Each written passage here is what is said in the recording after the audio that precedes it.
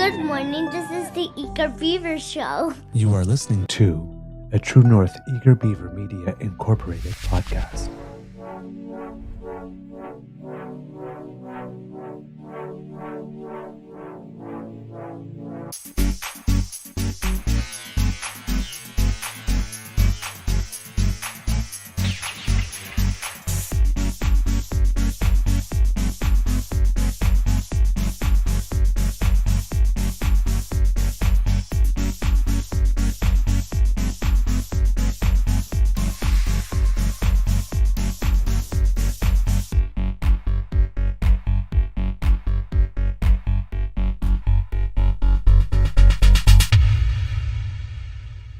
The True North Eager Beaver podcasts are proudly brought to you by our founding sponsors, the Misfit Mysteries from Corvid Moon Publishing, your source for science fiction, fantasy, and cozy mysteries featuring a broad diversity of characters, CanadianTarot.com, your uniquely Canadian online eclectic tarot community, and the Peppermaster, hot pepper sauces made from farm-fresh ingredients to thrill your taste buds and expand your mind.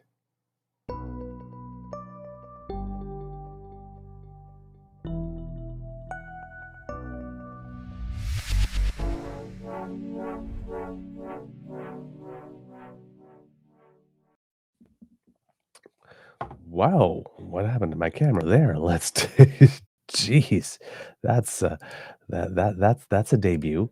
Let's fix that. Oh boy.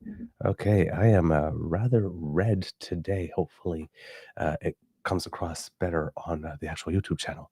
But good morning and hello, kids and cubs, and welcome to season 5 and episode number. I have to look because I've been doing some bonus shows there. 768 of the Daily Beaver Morning Show. Do. Always 100% Canadian.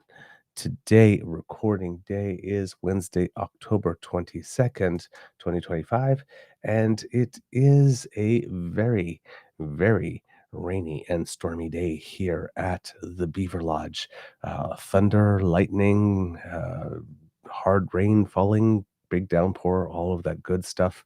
For which I am actually rather grateful today because, as you can hear, I am a little stuffed up, which is irony because yesterday on the morning show I was talking about, doing what I needed to do to make sure I didn't catch a cold. And then about an hour after, or about 35 minutes after the show was over, I was like, oh, God, yeah, I'm feeling something coming on when I did the bonus beaver yesterday.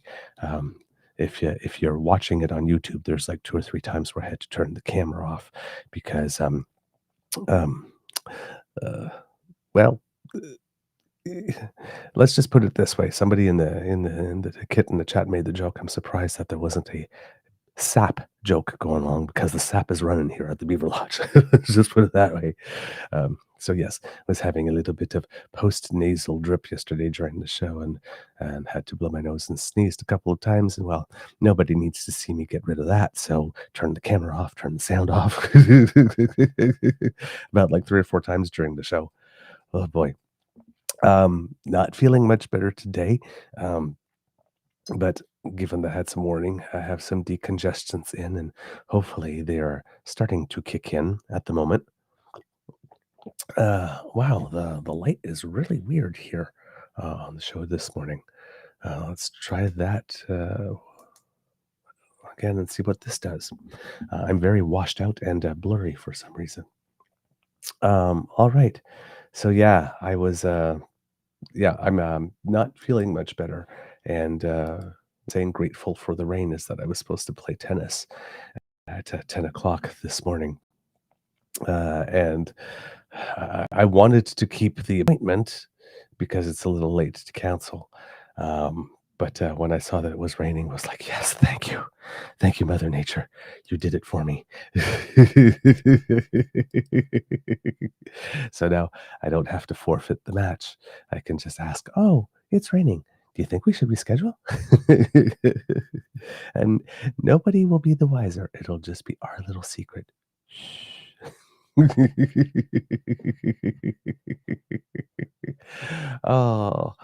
a big thank you goes to our podcast founding sponsors, the Pepper Master, the Miss V Mysteries from Corvin Moon Publishing, and psychictarot.ca.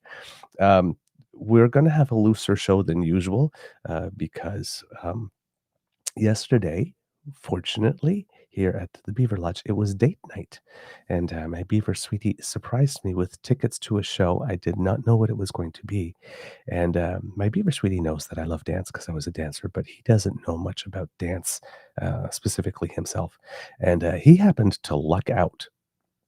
Because when I was a dancer, there were a few companies I really, really wanted to dance with once I had graduated from the Bachelor of Fine Arts in dance that I was pursuing. And some of them were the Dance Theater of Harlem, La La La Human Steps here in Canada, Carbone 14, La Compagnie Marie Chouinard here. There was Compagnie Prejacage, I think, from Belgium that were very good that I liked a lot.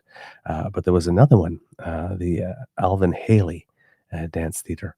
Alvin Ailey Dance Theater. And this I did not know, but Alvin Ailey's Dance Theater has something called Ailey 2, which is a second dance company they have for some of their students that are new and emerging so that they can gain some experience as performers before joining a larger company.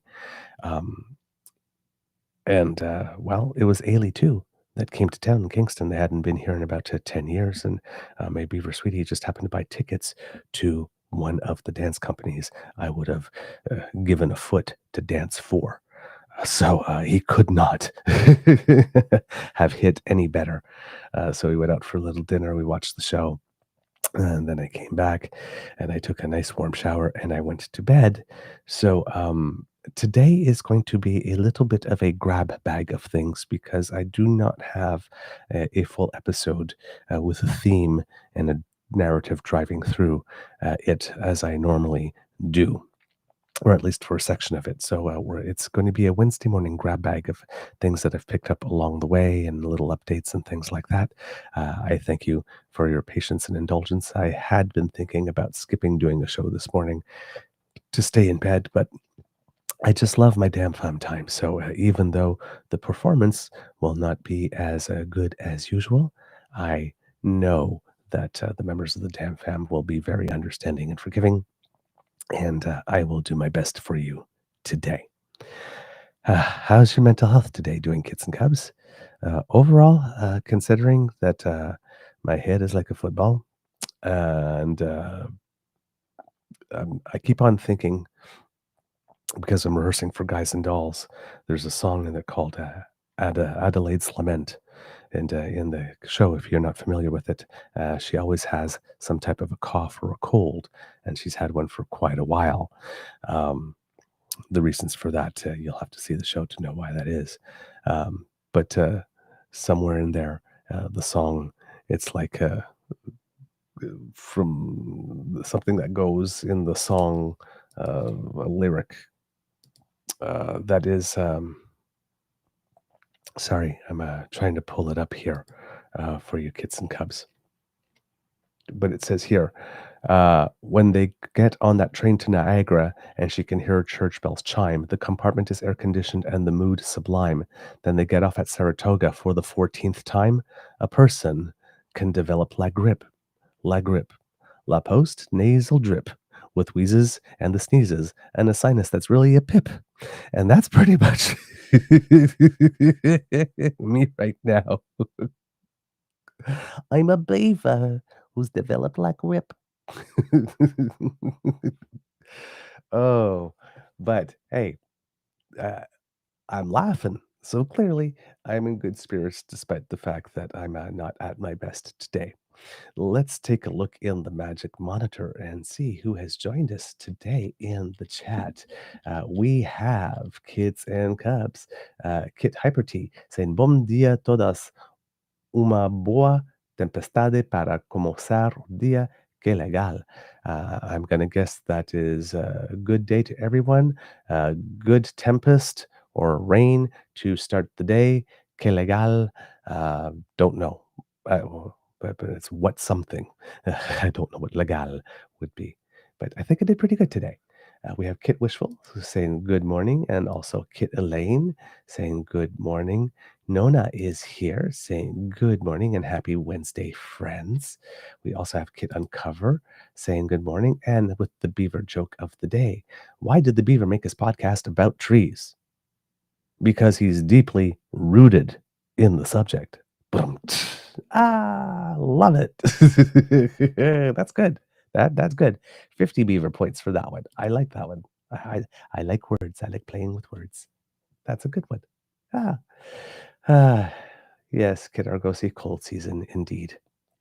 So Kit Argosy is also with us. Good morning to you. Lovely to see you this morning. We also have Kit Tavi G. It was Kit Tavi G that said, I really thought you would have a running sap joke for Mr. Beaver this morning. Damn colds, indeed. Kit Nona Carol Double D says, good morning. Good morning to you as well. Who else do we have here? Kit Grace is with us, saying good morning to the DAMFAM. And we have Kit Kat W with us as well, saying good morning to everyone. And still going through, that might be everyone today. Kit Linda M is here with us. There you go. And still going through, Jenny is with us. Kit Jenny saying good morning, everyone. Good morning to you. Glad you are here. And still going through the chat, Kit Moan is here. Looking forward to having a Mateo birthday update. That's probably going to happen a lot today because my brain is a little foggy. But yes, a Mateo birthday update. How did it go? Would really love to know. That rhymed. We have Kit Swanky Frankie here saying good morning. And who else do we have in the chat? Kit PNC Bio. Here we go. And still going through the chat here. We have Miss Shadiga here saying that she's just in the shadows. Hopefully we'll get Mateo update from either her or Kit Moan. But there's apparently Kit Mateo is not a cake guy, so he had brownie cupcakes and tacos for dinner. That sounds like a really good party. I'm sad I missed it. We have Kit James here saying good morning, as well as Kit playing with 3D, wishing everybody good morning as well. We have Kit PNC Bio giving us an update on the alleged purchase of submarines. It seems that there's a bid from Korea, and then there's a bid from Germany that seems to have some assistance from Norway involved in it. And it seems that the competition is getting fierce. I saw the interview with the person from Germany and Norway on CTV's Power Play yesterday, and they were stating that if Canada would join them in this, it would probably be one of the largest submarine fleets in the world. And given that all three are NATO nations, that would have the advantages of interoperability if those three nations were to join in this endeavor. South Korea, of course, trying to make also making a pitch, but it seems that according to Kit PNC Bio here, that the Germans and Norwegians are increasing their incentives in order for the deal to go to them. So, hey, it's nice. Again, Canada's at the singles bar with legs freshly shaven, just sipping on a martini. Quiet and demure, minding our own business. Listen, people are offering to buy us free drinks because we're looking good. Just saying. It's nice to be wanted. It's nice to be it's nice to be courted, I have to say. All right, let's get into it. We talked yesterday about Pierre Poilièvre and some of the things that he has been saying, and we read some piece on it that had come out, but there's another one that had come out, I think, a little bit after, and I hadn't seen yet, but stumbled across yesterday, and again, pretty good from Justin Ling. And I think it's Justin Ling. No, sorry, I mistaken. There is one from Justin Ling as well. So I'll have to find that. But this is from the editorial board of the Globe and Mail. So the Globe and Mail is not a paper that tends to lean liberal in its endorsements. But here we go. When Conservative leader Pierre Poilièvre leveled his extraordinary accusations of political cover-up by the RCMP, he chose a forum at odds with the seriousness of the allegation. He was not in the House of Commons or standing outside the Supreme Court. He made the claim in the 29th minute of a 32-minute interview with a niche podcast. Even there, Mr. Poilievre did not preface it with anything that would suggest he was making a blockbuster claim. Instead, he just casually said the Mounties conspired to stop former Prime Minister Justin Trudeau being criminally charged over ethics violations and the SNC-Lavalin affair. Quote, if the RCMP had been doing its job and not covering up for him, then he would have been criminally charged, he said, going on to smear the federal police force. Quote, but of course, the RCMP covered it all up, and the leadership of the RCMP is just despicable when it comes to enforcing laws against the Liberal government. Perhaps in Mr. Poilievre's world, this is not a sensational accusation. He clearly did not feel the need to offer any proof, stating the allegations as if they were self-evidently true. Certainly, the hosts on the right-leaning podcast did not ask him to offer any evidence. They merely nodded and then wrapped up the interview with a softball question. But it's worth stressing how unusual it is to make such an accusation. Police working to bury criminality at the highest levels of politics would be an epic scandal. He needs to substantiate his comments or to retract them. Not doing either would show poor judgment that undermines Mr. Poilievre's claim to be a prime minister in waiting. My personal editorial addition here is, have you been watching the guy for the last 2 decades? He's the personal embodiment of poor judgment. Have you been watching him? Have you been keeping score? This is not a surprise. This space argued after he won his by-election victory in August that Canada would be best served by the opposition leader setting aside cheap attacks to focus instead on thoughtful and credible critiques. By that standard, this salvo against the integrity of the National Police does not bode well. It also creates a potential problem for Mr. Poilievre down the road. If he does become Prime Minister, he could choose the next leader of the RCMP. How much credibility would that person have if seen as someone willing to dance to Mr. Poilievre's tune? Law and order does not mean wanting the police to do their jobs, but only as long as they do it the way you want. The ethical transgressions of Mr. Trudeau are well known. He put pressure on Jody Wilson-Raybould, allegedly, then the Attorney General, allegedly, I'm adding the allegedlys here, to help SNC-Lavalin avoid criminal prosecution. The way I would rephrase that is that he had a conversation with Attorney General Jody Wilson-Raybould, as allowed by law, to discuss whether or not it would be in the best interest of Canada, Canadians, and particularly the employees of SNC-Lavalin, who have very high-paying jobs and pensions accumulating. Whether or not it would be in the best interest of all of those people and in Canada for SNC-Lavalin to remain operational and not have some type of judgment against it that would shut it down, and thus put under the supervision of a court with court-ordered things it is required to do in order to shape itself up that will be verified to the court and will have to continue until the court is satisfied. And then when the court is satisfied, then there will be no prosecution because the company made the structural changes that are required to ensure that the lawbreaking does not happen again, and everybody gets to keep their jobs and everybody gets to keep their pensions. Yes, but the problem gets fixed, and it is not considered fixed until the judge is satisfied.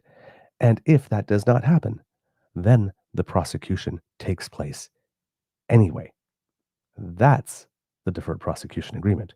And the problem is that because that would involve the Prime Minister at some point speaking to the Attorney General to discuss whether or not this is a way that we should go, clear lines of communications needed to be established, probably in a regulatory policy of some kind, to explain how we would go about that, because in Canada, our Attorney General and the Minister of Justice happen to be the same person, which can make things messy. So we didn't have agreed to lines of communication established for when a situation to use a deferred prosecution agreement were to come along, how it is, it could be discussed without it being considered an attempt to influence. That's the full detail. So it wasn't so much putting pressure on Jody Wilson-Raybould to help SNC-Lavalin avoid criminal prosecution. It was to ensure that if there was a criminal prosecution and SNC-Lavalin was found guilty, and the consequences would have been such that SNC-Lavalin would have had to shut down and would have caused great turmoil. Then he took action. So that was the real reason. If one wanted to be unkind to Mr. Trudeau, because SNC-Lavalin is also, I believe, headquartered in his own electoral riding, they could have framed it as him trying to do things to trying to keep his job.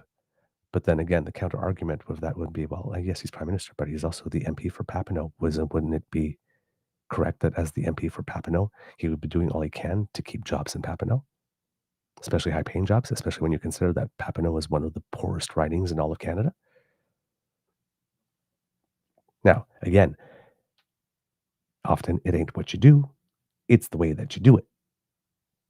So what was going on with SNC-Lavalin wasn't just, hey, I'm going to try to help my buddies avoid criminal prosecution. There were a lot of other considerations there.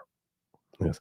And it wasn't an avoidance of criminal prosecution, right? It's avoidance of criminal prosecution if the company does all the court-ordered steps to redress itself, and this to the satisfaction of the court because they can prove they've done it.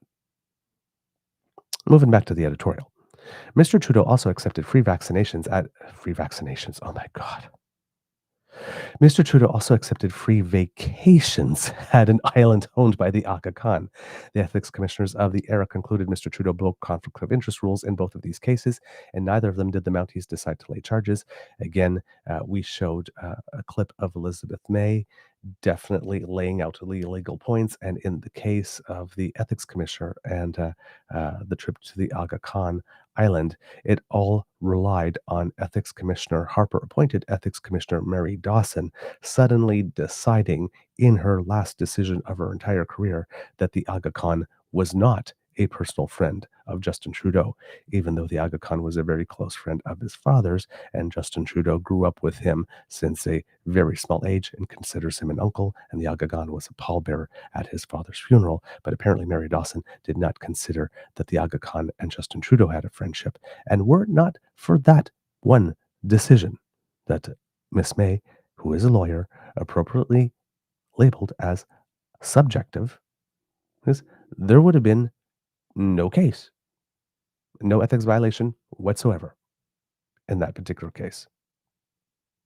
So, right. And in that also, we would have to believe, if we're going to believe the conservative narrative, that the Aga Khan, who is one of the world's richest men, admires Canada for its plurality so much that the conservatives under Harper made him an honorary citizen, suddenly became a person who would be open to taking a bribe.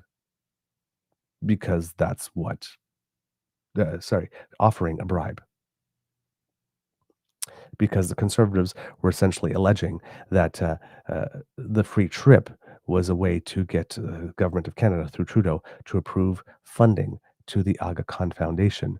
The Aga Khan Foundation has been receiving annual funding through our foreign aid program for decades before.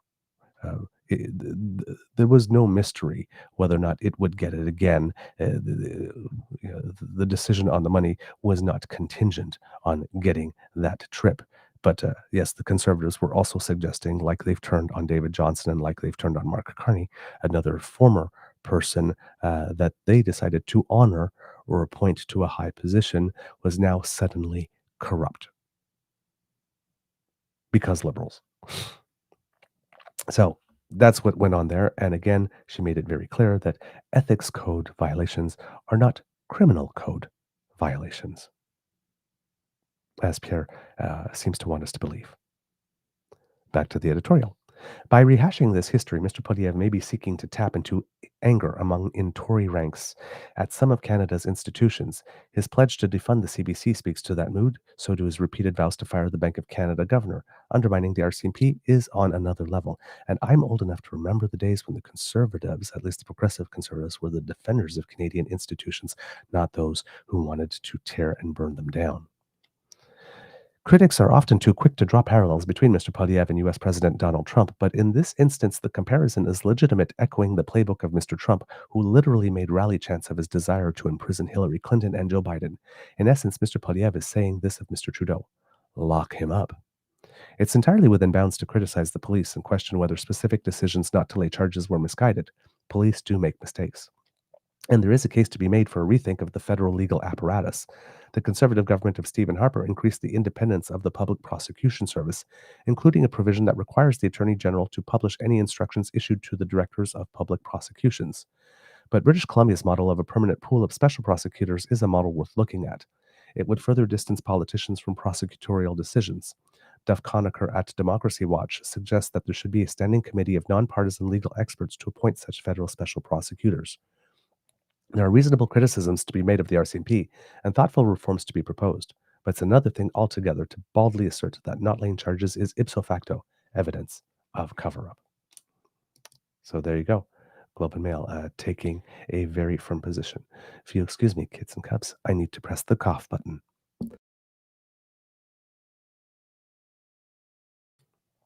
Thank you for your indulgence there. All right. Let's see what else. Yes, get playing with 3D. They ain't conservatives. They are Christian nationalists and useful idiots. Yep. Kit Moan. Once again, there's so much other shit to be butthurt about, but when all you got is the last guy's vacation, yeah, that's weak as fuck. I would completely agree. Kit Linda here. The whole Aga Khan thing was nonsense. The same person said it was okay for Rona Ambrose to vacation on the yacht owned by an oil company exec. Yes, that is true. And she was on the yacht at the same time as Trudeau was at the Aga Khan Island. And the Aga Khan wasn't even on the island at the time, by the way. Let's see, who else do we have here? Frankie. Pierre, like Trump, believes any press, even abhorrent, is good press. So the entire week so far has been everyone discussing his erroneous comments. He knows he's failing, so all he wants is attention. Yeah, exactly. And as Nona Carol says here, but nothing criminal. Ethics, yes, but not criminal. And again, as we stated, right, not everything that is unethical is illegal, and not everything that is legal is necessarily ethical. So, but yes, this is definitely not a criminal code violation. And as Elizabeth May also pointed out, for Pierre to be able to say this, Pierre would have to have evidence or proof of both criminality to the point that would require jail time from the former prime minister, and then evidence of an actual cover-up from the RCMP, and quite substantial evidence for him to be able to sit in front of a camera that is on and a mic that is on and say with smug confidence, very casual smug confidence, if you look at his body language and his tone and his inflection as he's making these comments, that crimes have indeed been committed, and he has already determined, based on the evidence, which he will not show and he does not have, that not only were crimes committed, but beyond any reasonable doubt, these people should go to jail for them. That's a really bold statement. So, and he definitely did not have proof to back that up. No doubt. He had no proof to back that up. So yeah. Not the best move from Pierre Poilievre on that one. And yeah, it's going to how would I put it? It's going to this will probably hurt him eventually in some way. I'm not sure. I mean, it's hard to hurt him with the party. I mean, it's hurt him it's hurt him with a certain membership, of course. We saw the article from Dimitri Sudas, and he was on another podcast claiming that he had about 20 conservatives call him about that, and made the point, says, yes, you can criticize all you want, but you will notice that there are no conservatives in public saying that I'm wrong, right? So, yeah, but uh, this, the that's one. The Conservative Party of Canada is a collage of various certain different types of conservatives, and they don't necessarily all agree on everything.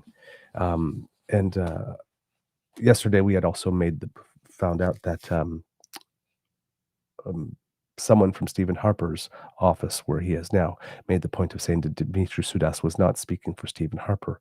And I was trying to figure out why that was. And then later, through listening through some stuff, it has to do back in the days when there was a lady named Eve Adams who was an MP.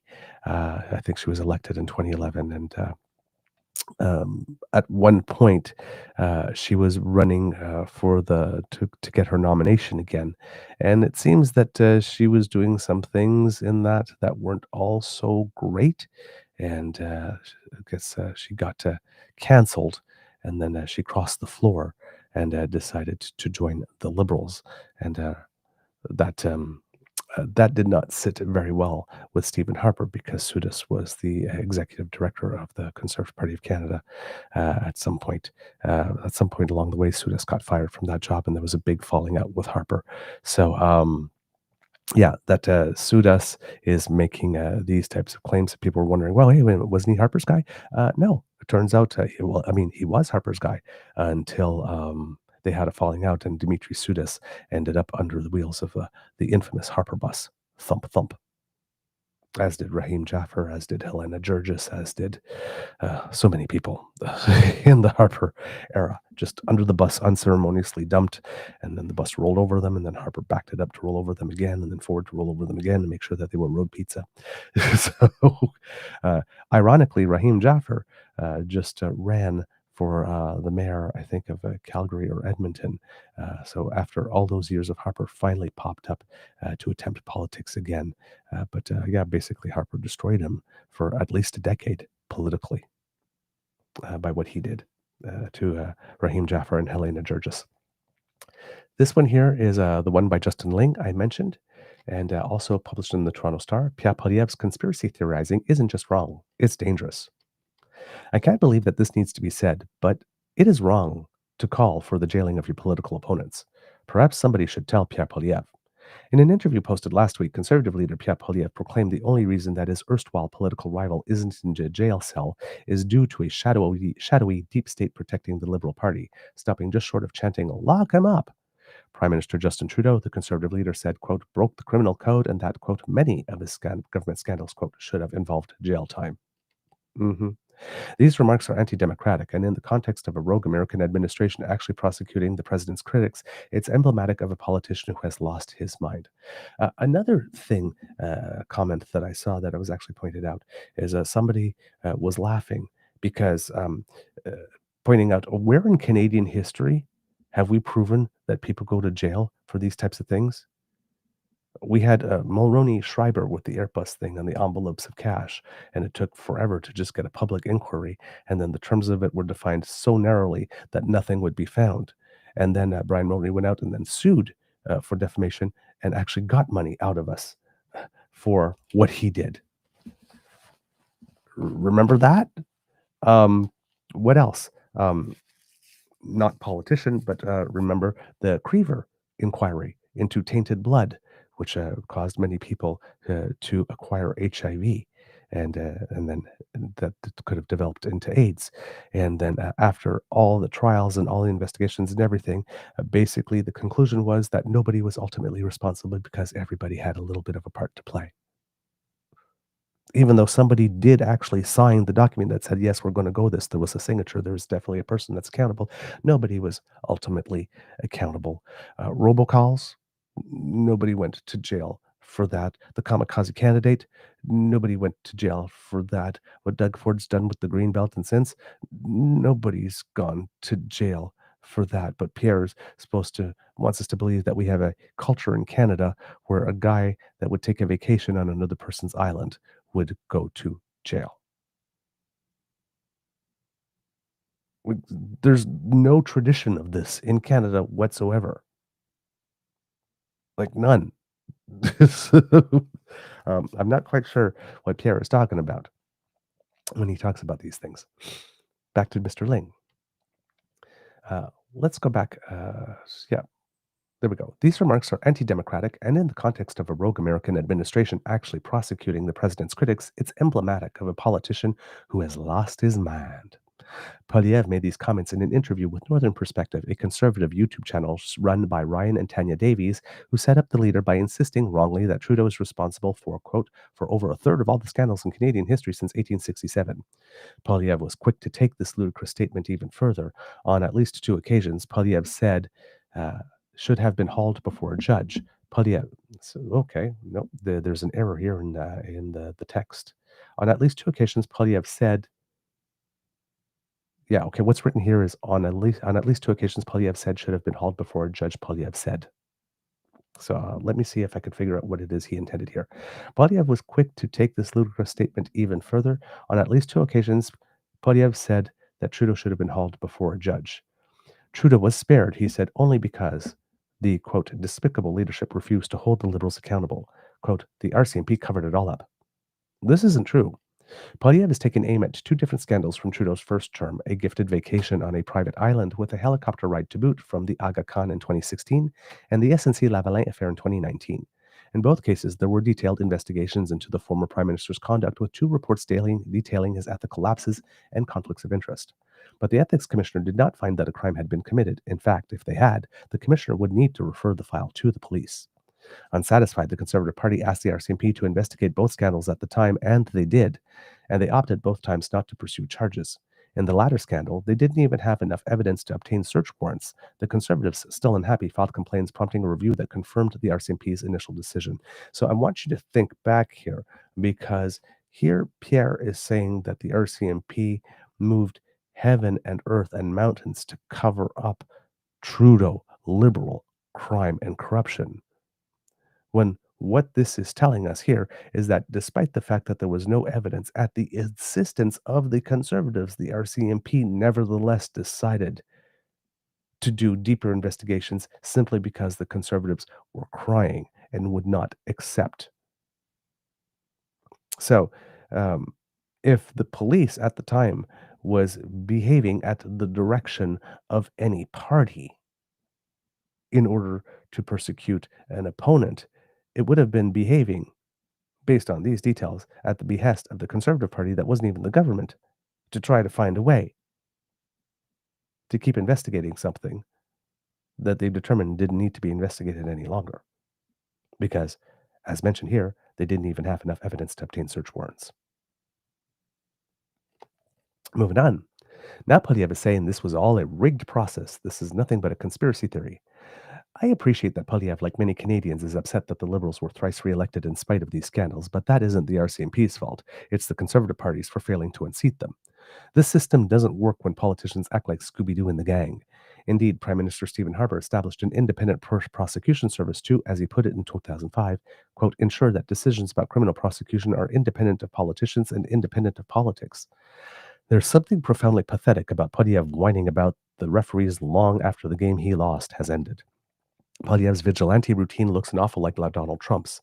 The American president also alleged deep state collusion between law enforcement and his political opponents. That's why he forced the Department of Justice to indict FBI Director James Comey and others. It's telling, too, that Poilièvre reserves these kinds of comments for the safe spaces of mission-aligned podcasts. Apparently, criticism coming from the mainstream press is also part of the plot against him. Many conservatives have rationalized Poilièvre's conspiratorial efforts as a necessary evil to win over disaffected and cynical Canadians, but it's looking increasingly clear that Poilièvre has radicalized himself. Some conservatives are starting to call out this fact. Former Harmer aide Dimitri Soudas, writing in this paper, calls it grievance rather than governance. Former Conservative MP Alain Reyes, if you remember, is a guy that the Conservatives did a number on because he did not support Poilièvre in the leadership. And when Poilièvre won, Alain Reyes actively and out loud said he didn't think that he could be an MP under Pierre's leadership. And then all of a sudden, text messages started to go to people in Alain Reyes's riding, asking for them to do something to somehow unseat him or get him to resign. And then the Conservatives turned around and said, "Oh, we never meant to send those. That was a mistake." But if you never meant to send them, why was something written? Just saying. Why was there something drafted and written that could be sent by accident, we are supposed to believe? Sure. Former Conservative MP Alain Reyes argued in La Presse, quote, Canadians didn't reject conservatism, they rejected the tone and the approach of its leader. But with his party still firmly behind him, Poilièvre will probably continue his big loser energy, blaming everyone else for his own failings, and there will be consequences for it. His supporters will believe him and grow more cynical and distrustful of our nonpartisan institutions. All the while, the Liberals will be allowed to govern without facing an opposition party that lives in the real world. Canada is facing enough threats toward democracy. We don't need the opposition leader to add to them. Again, very well stated by Mr. Ling here in this editorial piece. There is one more that has come out as well, and I'm going to read that one to you because it appears that this is the big topic now. But when you so go over the line the way Pierre has, this is not surprising. And this one is by Sean of the Canadian Press, and it's titled "Pierre Poilièvre's specialty is political arson. Now he's the one feeling the heat." Lately, Pierre Poilièvre, I mistake here. I thought it was by Sean Kilpatrick. Sean Kilpatrick was the person who took the photo in the article. This is by Bruce Arthur, a columnist for The Star. Lately, Pierre Poilièvre has been diversifying his choice of interviewers. He sat down with a podcast called Can't Be Censored that mostly seems to exist to let interviewees speak without pesky pushback. That's a new initiative by Travis Danraj, who was fired from CBC and is attempting to become Canada's next top conservative martyr.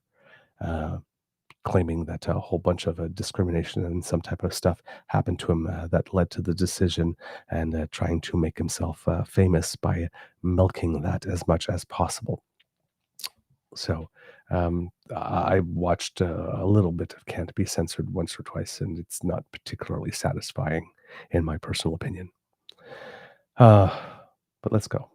He sat down with a podcast called Can't Be Censored that mostly seems to exist to let interviewees speak without pesky pushback, but he also sat down with the estimable Catherine Cullen of CBC Radio's The House. And last week, the leader of Canada's Conservative Party sat down with what most people would consider a fringe right-wing podcast called Northern Perspective, which has become a minor force in right-wing circles. That's where Poilièvre finally found out how far was too far. Other than blaming the Charlie Kirk assassination on what he called the authoritarian violent left, most of the interview was admiring questions and relatively anodyne replies. But about 27 minutes in, Poilièvre was asked about the corruption of the Liberals over the last 10 years. One host said, without providing attribution, they're accountable for over a third of all the scandals in Canadian history since 1867, right? And Poilièvre was asked how he would respond if a conservative was embroiled in similar scandal.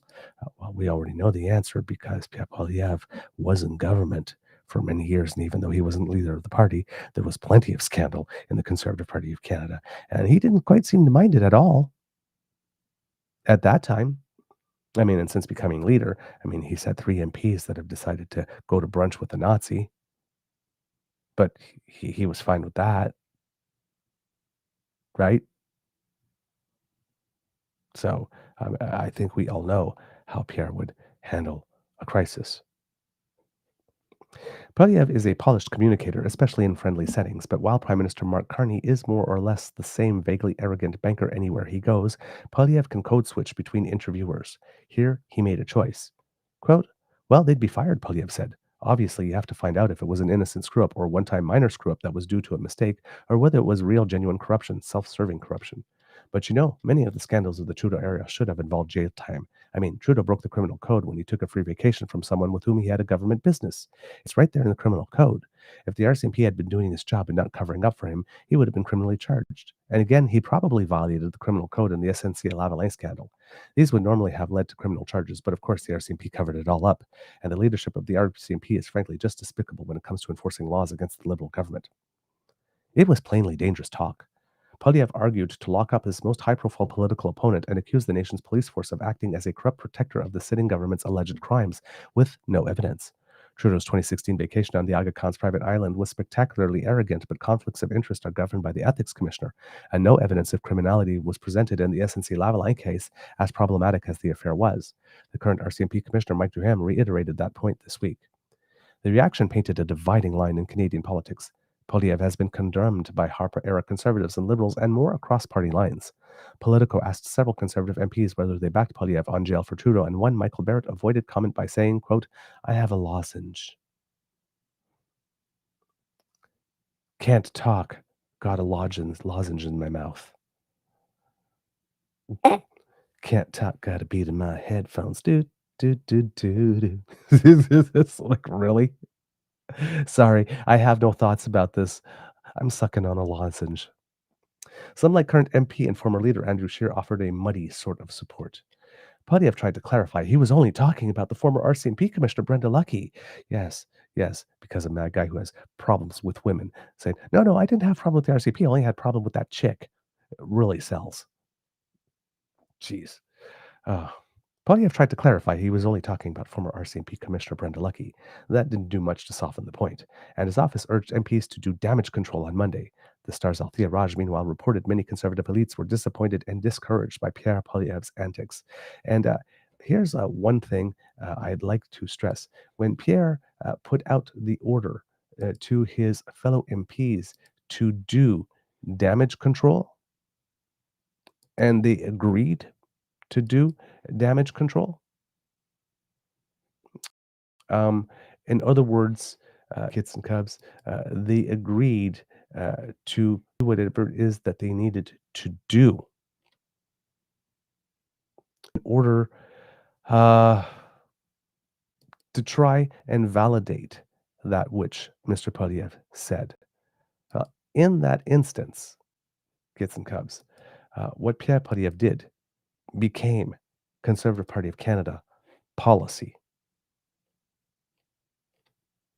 It became policy. Party policy. The Star's Althea Raj, meanwhile, reported many Conservative elites were, quote, disappointed and discouraged by Poilièvre's antics. But what did they expect? Poilièvre has specialized in political arson for his entire career. He has been attacking the media in increasingly flammable terms for years now, to the point where he calls the CBC, quote, the biased propaganda arm of the Liberal government. As part of years-long attacks, and he has repeatedly attacked the Canadian press, perhaps the most strenuously apolitical reporting service in the country, in the same way. He all but accused Trudeau of lying under oath in 2024 after the Prime Minister's testimony at the Foreign Interference Commission.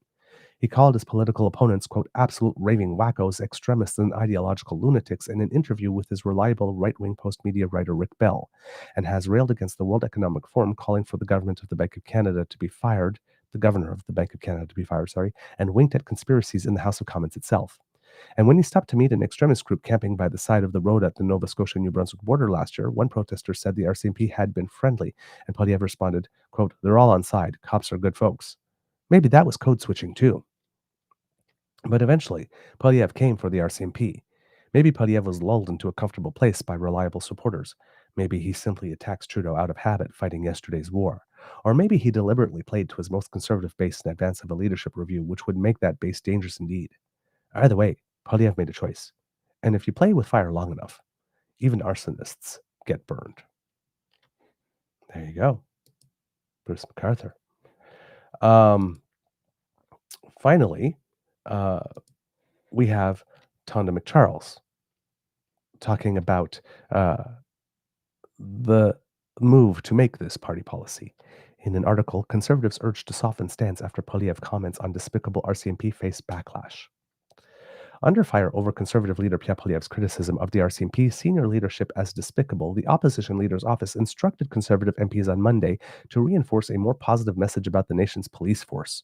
Talking points sent to Conservative MPs who may face public or media questions about Poilièvre's controversial remarks were obtained by the Star from a confidential source.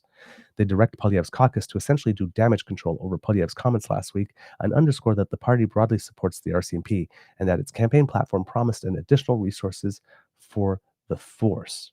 The note echoes efforts by the leader's spokesperson last week to emphasize that the Conservative leader's criticism of the RCMP is restricted to its former commissioner Brenda Lucki and the force's decisions not to delay criminal charges in the SNC Lavalin affair and the former Prime Minister Justin Trudeau's decision to take a family vacation at the island owned by the Aga Khan.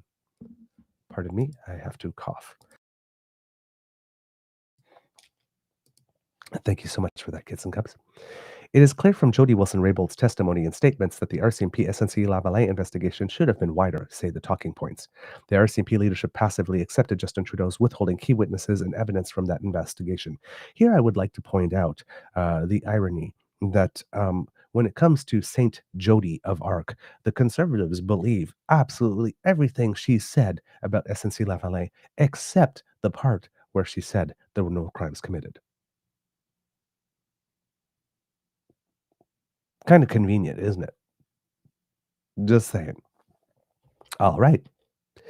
It notes Trudeau, quote, was found guilty in 2017 of 4 violations of the Federal Conflict of Interest Act, a reference to an administrative finding by the Federal Ethics Commission, not a criminal finding of liability.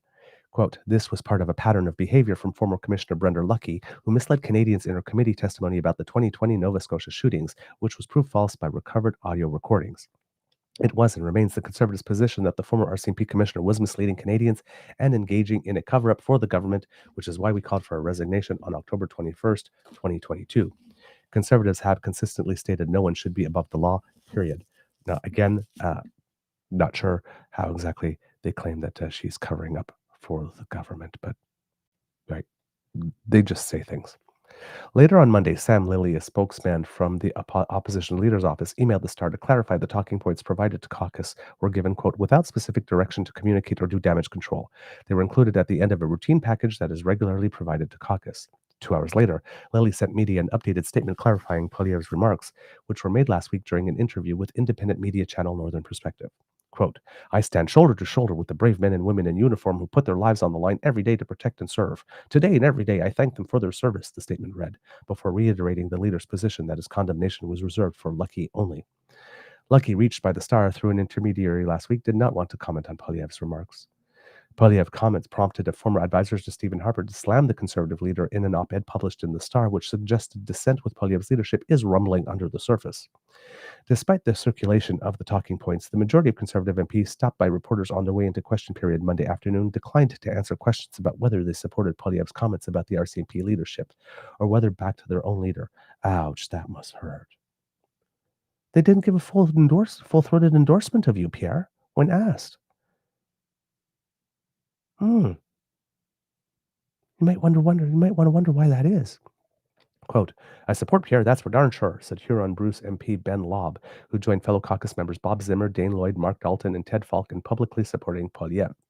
Even fewer MPs answered whether they supported the RCMP. More broadly, with Alberta's Ziad Abu Taif and British Columbia's Taco Van Popta indicating they did. In response to Poilièvre's comments about the RCMP and his insinuation that Trudeau would have been, quote, criminally charged had the National Police Force been doing its job, interim NDP leader Don Davies said the Conservative leader should apologize. Quote, the last thing Canada needs is the disturbing kind of rhetoric that we hear from south of the border. We've heard Donald Trump repeatedly threaten his political opponents with jail. That is unacceptable, it's inappropriate, and frankly, it's dangerous to a democracy, Davies told reporters. And this, kits and cubs, is one of the fantastic things about being a multi-party nation rather than a two-party nation like it is in the United States. Because when Pierre does it, in the United States, if this happened with Republicans and Democrats would be complaining. Conservatives would say, it's just the Democrats complaining. You can ignore them. But here, the Liberals are having a problem with it. But the NDP is having a problem with it. The Greens have had a problem with it. And I haven't heard Yves-François Blanchet say anything about it yet. Doesn't mean he hasn't. I just haven't come across it yet. But considering that Yves-François Blanchet has absolutely no love for Pierre whatsoever, And considering that Yves-François Blanchet, being a separatist, if the RCMP were actually behaving at the behest of governments, it would be very easy for separatists to be targeted as disloyal or treasonous and singled out for special treatment. I am pretty sure that Yves-François Blanchet would have a problem with these comments. I would suggest that would be my guess here. Blanchet doesn't have much love for Trudeau, that's for sure. But on a point of basic principle here, um, I would be very surprised. But I would have to go look for those comments to see if he has been asked specifically in what he has said to verify that. But based on what I know of him, I would be very surprised if he didn't condemn such comments as well. Because the other thing, right, Yves-François Blanchet always has to remember that if he wants Quebec to be a nation one day, he's got to do his job as if, uh, as if Quebec were a nation. And what would you be saying? And for somebody who might be aspiring to play a key role in a new country, um, supporting what Pierre Poilièvre did there certainly would not send a good message to the people he needs to vote for separation. Because if he's indicating that the new Republic of Quebec would operate in that way, maybe a lot of Quebecois would rather stay in Canada. That's another thing to factor in. So, yeah, condemnation pretty much all around here. This is not good for Pierre. And the thing with going out and trying to change the channel by suggesting, no, we support the RCMP and we will definitely give it more funding. That seems like really weird. It's just you guys are inherently corrupt when it comes to prosecuting liberal crime. But if we're in government, we're going to give you more money to what? Continue covering up liberal crime, allegedly? Right? It just, even the type of damage control he is trying doesn't work whatsoever. And he's also in another situation because he's now an MP for Alberta. And, well, according to the breakdown, remember that Alberta Next panel? You know, the one that was to decide to put forward a referendum? If you had any doubts that it was performative, looks like we're going ahead with an Alberta police force referendum free. And I'm sitting there going, oh, so when is Pierre Poilievre going to accuse Danielle of starting her own police force so that she has people to cover up for crimes he will allege she has committed? I mean, that's what he does now, right? Right? Mm, mm, mm, mm, mm, mm, mm, mm, mm. But yeah, it's really, really weird for Pierre to be trying to change the channel by suggesting that he would further fund a police force, the leadership of which he considers despicable, and is trying to pretend that he doesn't believe that that's still the case today. Mm-hmm. Sure. Sure, Jan. Sure. We'll believe that. We'll believe that. Oh my God, this guy's so terrible at this. All right. So while Pierre is having his ass handed to him, and deservedly so, uh, fortunately, there are a couple of other things going on in the world and here in Canada. With regard to the bail reform proposals, it seems that Doug Ford has come out and said that they're a really good start. So that's interesting from Doug Ford because he has definitely not hesitated to, uh, how would I put it? Wants to put his thumbs on the scale on matters of justice. I keep on saying, with regard to this, however, the liberals federally really do need to make part of their communication strategy. The whole principle is like, we've done our part. Now it's time for the provinces and territories to do theirs, much like they did with the reduction of trade barriers for internal trade, and much like he did with Danielle Smith on finding a proponent for a pipeline in this case. Because if we're talking about this, there's the issue of what the law allows, and then there's an issue of capacity. And this is mostly an issue of capacity. Is the premiers not doing the things that they need to do in order to make sure that there is room to house all the people that they would like to keep in jail. They haven't hired enough public prosecutors. They do not have enough judges. There's not enough funding in legal aid. And there's absolutely nothing that has been done from the provinces to recognize that cases involving mental health and addiction uh, will take more time to go through the courts. If you arrest someone that has an addiction issue and you are not providing services to these people while you have them remanded, while they are awaiting trial or waiting charges or all of this stuff, um, you're not helping them in any way, shape, or form, and you're not setting yourself up to have a speedy trial, right? You have to deal with other issues. So the lack of treatment, the lack of care, the lack of treating addiction as a health issue rather than a crime, all of these things are in the provincial purview. And these are all things that got to change, because you can have all the legislation in the world. It's like Mark Carney was saying about emissions caps. It says, I can cancel the cap, Liz, and incentivize the behavior that will cut emissions. Yes. Or I can say that we have a cap and my job is done. Legally, I established a cap. My job is done. I've got nothing left to do. The rest is up to you. Right? And then expect that the cap will be enough. It's like, do you want your achievement to be, I put on a cap that maybe no people respected and therefore didn't do any good? Or I actually brought about policy that embedded reductions into the activities. And now our result is not a policy that says that there's a cap, but a policy that has resulted in 15% reductions over the past 2 years. So Mark Carney is along the second side of that argument, the second option. Well, this applies here as well.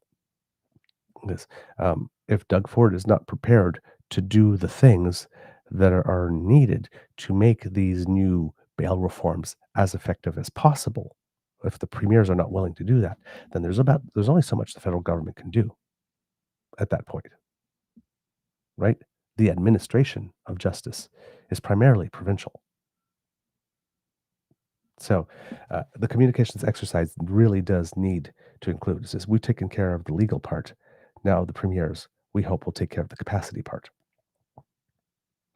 Uh, And we really need to start considering how many people we are keeping in jail. Like I said, I think 80% of the population currently in Ontario jails are people who are in jail while they are still presumed to be innocent. Uh, So, unless the Conservatives are talking about eliminating bail altogether and just keeping everybody in jail once they are charged, because there are no conditions under which we can't release anybody, because if they may commit a crime or another crime or violate their bail conditions. So let's just keep everyone in jail. Okay, that's fine. But then you need to be able to house them and provide them the care.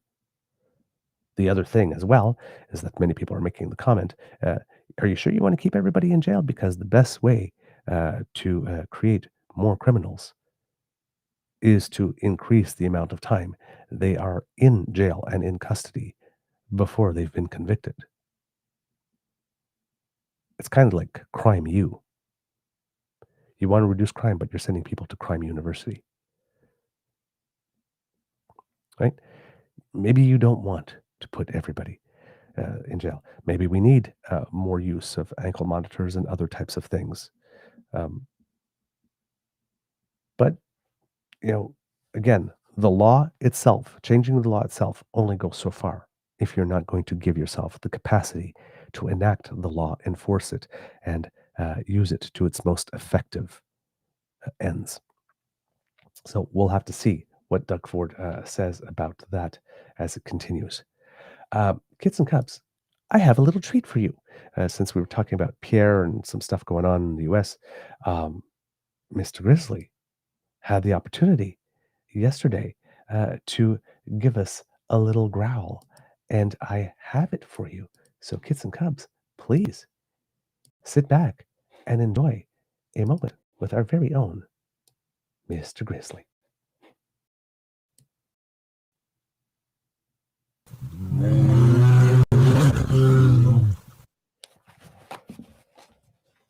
Well, hello, and how the hell are you doing? I am fit to be tied would be the best possible description of how I'm feeling right now. I think it has to do with the insanity that I've had to witness over the last couple of days with political leaders in North America. Donald Trump, of course, being one of them, and Pierre Poilièvre being the other. We're not even going to get into Javier Milei or whatever the hell the guy with the crazy haircut in Argentina is doing this week. Did you notice that, I will add this though, did you notice that a lot of American investors shorted a lot of stock in Argentina and then things went sideways? So all of a sudden the country got a $20 billion no-holds-barred bailout from Trump. So his wealthy supporting minions will make billions off of this. It's all a fucking grift. And we're the suckers.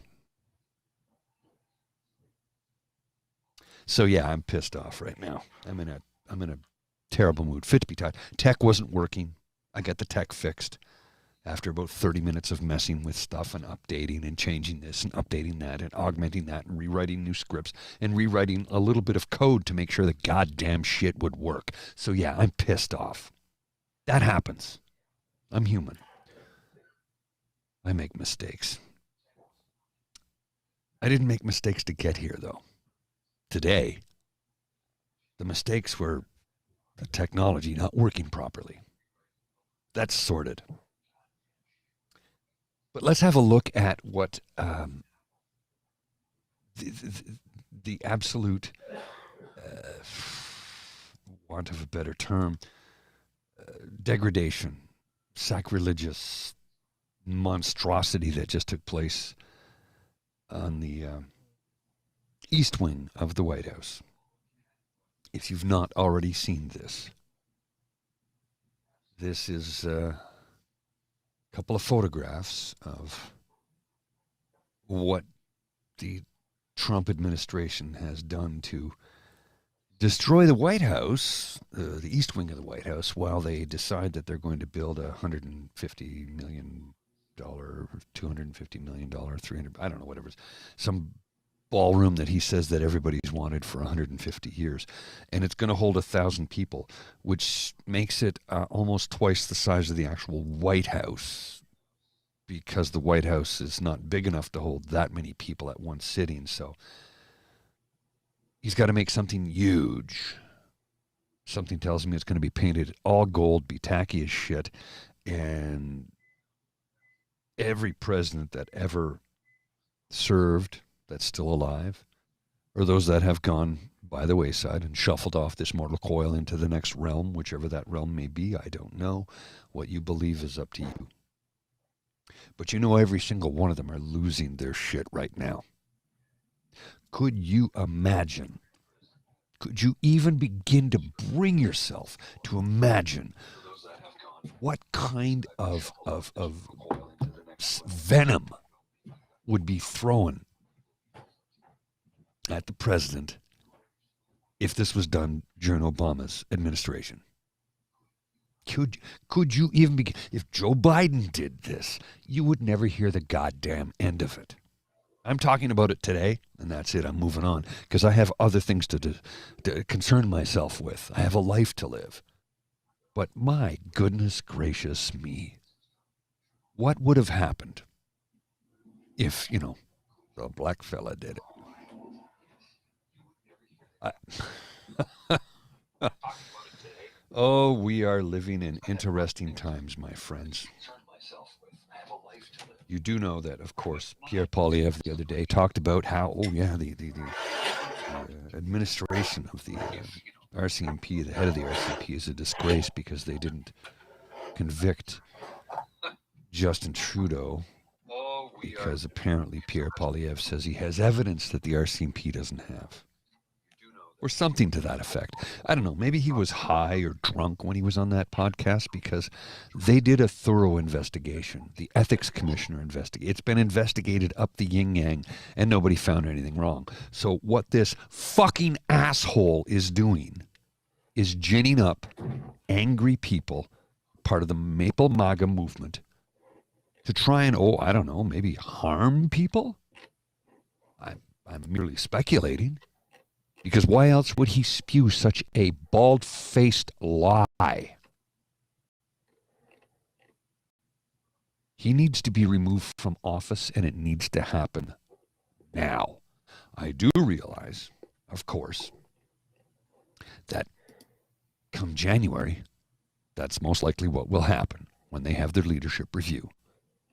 But boy, are they backpedaling on this one quickly. And his not-so-apology is not holding water with a lot of people, including many members of the Conservative Party. The only ones who are still supporting him are those who are fully ensconced in the cult that is Pierre Poilièvre. Maple MAGA. MGTOW. Pick one. Choose one. Here's the thing.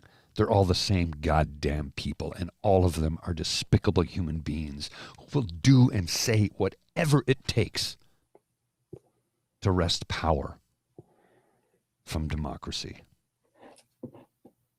This has been a Grizzly Growl, and yeah, I am not gonna lie. I am pissed. I'll see you soon.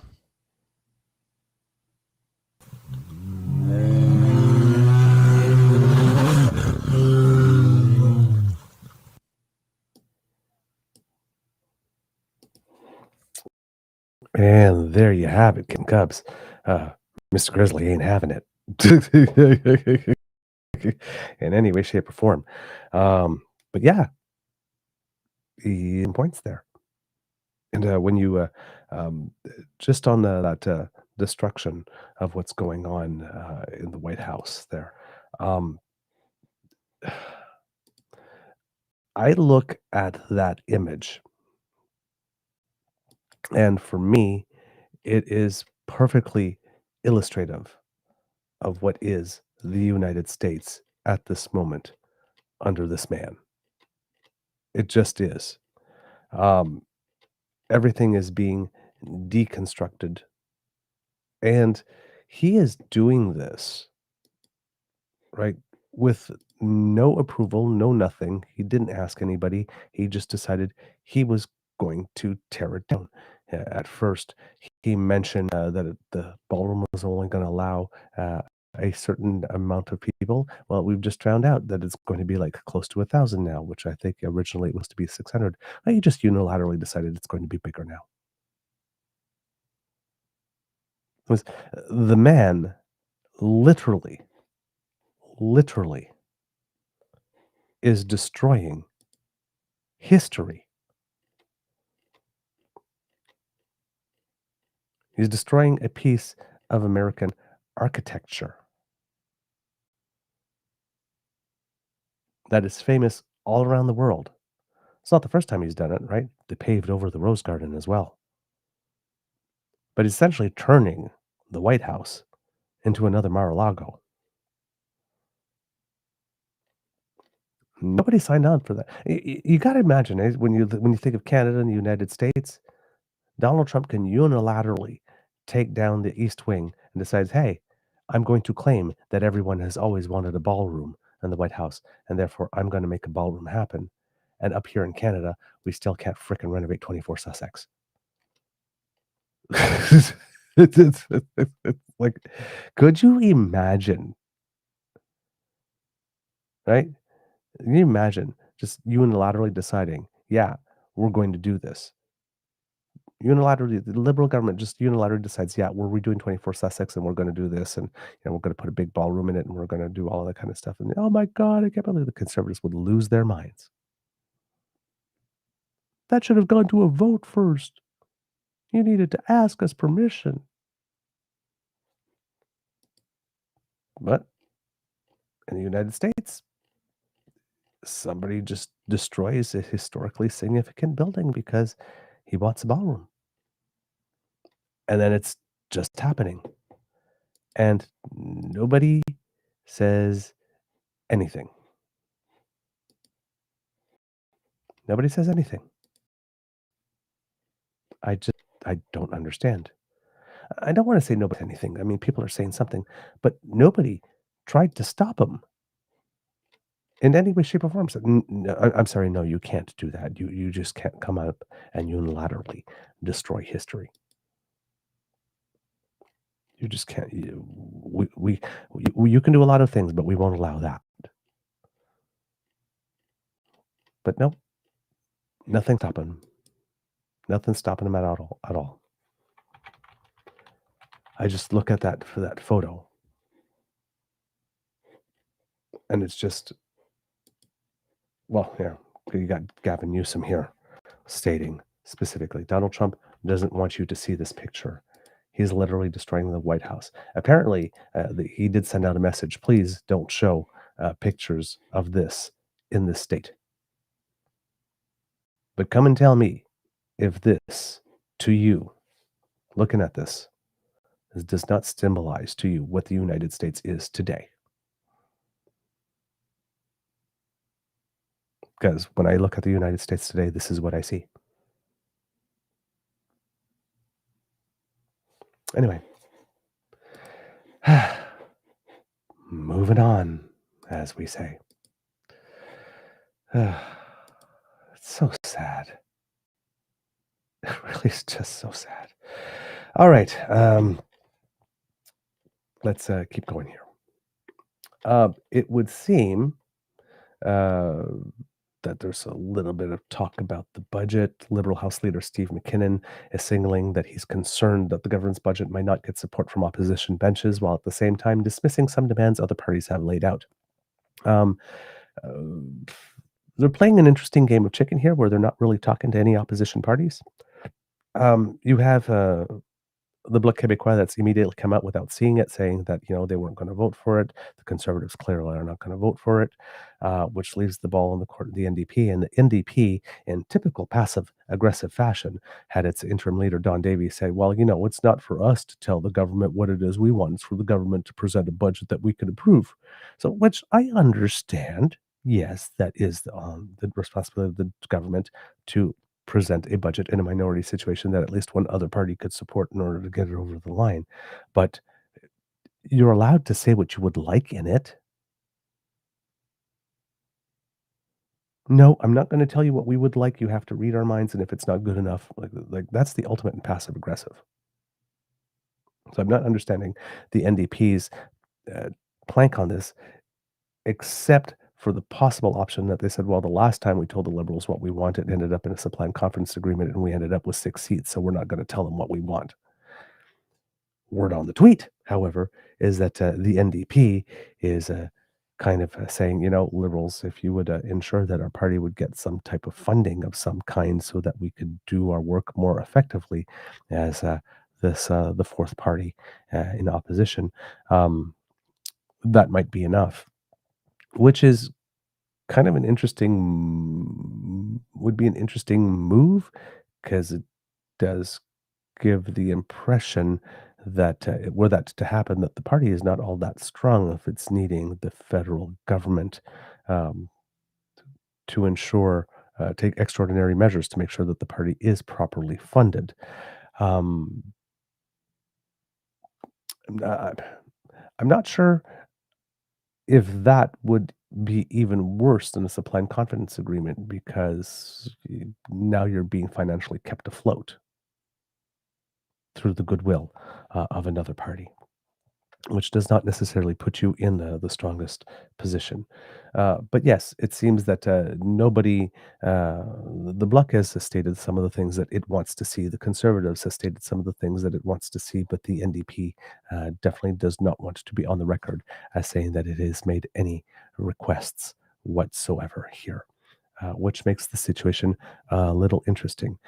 As we mentioned, I think on a previous show, it would seem that everybody was thinking at first that if the Liberals would be trying to find a way to get to a majority of seats, it would be by trying to pick off some NDP voters. It seems now much more likely, and again, we're on the tweet, is that the outreach has been being made to Conservative MPs, actually, primarily from Ontario going east, specifically in Quebec, where the Conservatives, I think, have about 12 seats, and there are a lot of them that are very, very uncomfortable with what Pierre is doing at the moment. And apparently, there has been some expressed interest, but people are afraid to take the plunge so far. But it would seem that if the Liberals wanted to get their majority, they might be able to get it by offering three current Conservative MPs the opportunity to join the party. And hey, maybe one of them might even get a cabinet position, because there is talk about a shuffle being in the air at the federal level now that Mark Carney has had about 6 months to see who he's working with and determine that some people are not doing the job well. There are some ministers that could definitely be on the way out. The current immigration minister, I think, Ms. Diab, has not been doing a particularly good job. Gary Anandansangari has been having a lot of trouble in his new portfolio, whether or not he would be reshuffled or shuffled out of cabinet as a thing. Corey Hogan from Calgary has been doing a rather excellent job as a rookie MP so far. And we have no cabinet MPs from Alberta, and he might be one who might be up for a promotion, given how well he's been shining so far. So there are a few ministers that haven't shown so far that they might be up to the task, and this would be an opportunity to move a few people around, especially if he has, especially if he wants to have a few by-elections and maybe bring in a couple of people, some more Tim Hodgesons that he has some specific confidence in. That may be a way to do that. All right. Let's see, what else do we have? But right now, yes, the Liberals are trying to create some drama, suggesting that there's a chance that the budget won't pass, which is leading a whole bunch of conspiracy theories going like, what if the Liberals try to do that? And it's like, well, the Liberals won't be able to do that alone. They will need the help of at least a few other parties, right? If the Liberals wanted to engineer a budget failure, and all these other parties really don't want to go into another election right now, well then, the Liberals can't pass the budget on their own, and they can't make the budget fail on their own. A couple of other people are going to have to vote a certain way to make that happen. So, it's how would I put it? It doesn't seem to be, even though it's interesting and gets tongues wagging, it doesn't seem to be particularly realistic at the moment, I would say. The Bloc would probably like to go now. The NDP one could make the case they've got nothing to lose, really. They've only got 6, so why not go now? Hey, maybe we'll end up with 8 or 12 again. And at least that'll help. The Conservatives are a little shakier at the moment. But I personally believe, and I've stated this on the show a few times, that Mark Carney just wants to get stuff done. And if we need to do things at speeds never seen before, or not seen in a long time in Canada, interrupting the progress of those things by having another election probably would not be conducive to the whole speed thing. So I do have the impression that the Liberals are not trying to engineer their own defeat, but would probably be very happy to draw 3 Conservatives to their side. And if Pierre keeps on making these types of outbursts, that might happen. Now, of course, Pierre is not being helped by the fact that the Liberals keep on taking progressive conservative policy and making it their own, thus pushing Pierre much further to the right having to make these types of statements that appear to be a little unhinged in order to draw contrast, because it's not like Pierre actually has the option of proposing that he would be a better progressive conservative and still maintain his base than Mark Carney. But as we've seen from Pierre, he's not a particularly good conservative either at the moment, or that which is passing for conservatism these days. And if you notice, Kits and Cubs, during the Grizzly Growl, I managed to go over and get myself some warm tea, which might help with the cold. So now I'm set for a marathon. Now I got some warm tea. So I don't personally think that there's any chance that the government's going to fall on this budget in any way, shape, or form. If the NDP won't come out and explicitly vote for it, or the Conservatives won't, there might be one or two people who happen to get budget date flu and not show up, because abstentions definitely would help the government pass its budget. Just saying, a couple of strategic abstentions might be the way that it finally gets done, particularly with the NDP, if they don't want to be seen as supporting the Liberals in any way. Oh my God, you know what? It was just such a busy day. Sorry, couldn't make it to the house. Is probably the way that this is going to end up going. So I would put half a log as my bet on that. That's the way that it ends up going. All right. There was another thing that happened a couple of days ago. It was from CPAC, I believe. I saw that on. There's a Senate bill being started revolving around the notwithstanding clause. It would concerned about the preemptive use of the notwithstanding clause and the more prolific use withstanding clause by provincial premiers, and are not particularly keen on what that could mean for Canada down the road. So they wanted to take an action, and Senator Peter Harder, who I believe once was the clerk of the Privy Council, if I remember correctly, because I think I definitely remember, I think it was my summer job when I worked for the Treasury Board back when I was in university. I believe he was the clerk of the Privy Council there. Because I remember his name, because me with my dirty mind, I always got a little laugh at Peter Harder. Yes, I know. I'm a child. But his name remained forever ingrained, indelibly etched into the hippocampus as a result of that. And here they had a group of people come up. It's not just Senator Peter Harder, but had a couple of other people who are supportive of this initiative to introduce a bill that would impose limits on the use of the notwithstanding clause. And in this press, they did a press conference in the other room on Parliament Hill, where everybody or groups can go to make statements and get their moment on CPAC that they can then use for their own promotional activities. So he was joined by Stephen Brown, the CEO of the National Council of Canadian Muslims, and Fatima Anvari, who lost her teaching job in 2021 due to Quebec Bill 21, the provincial secularism law. So I would like to play this. It's only 7 minutes and 54 seconds. Unfortunately, there was nobody there to ask questions further on this, and I really wish that more people had been interested in showing up to be able to ask questions of this. We have sent a message to Senator Peter Harder's office inviting him to come on our show to talk more about this, because this here is a big deal, and it needs to be done. As you know, if you've been watching the show, Kits and Cubs, you know that I personally believe that just as many of our other rights, or if not all of our rights, have reasonable limitations to them, I do believe that use of the notwithstanding clause should also is no exception. and probably should have some reasonable limits applied to it. Now, there are some you can't use the notwithstanding clause for absolutely everything. There are specific areas where you can and can't.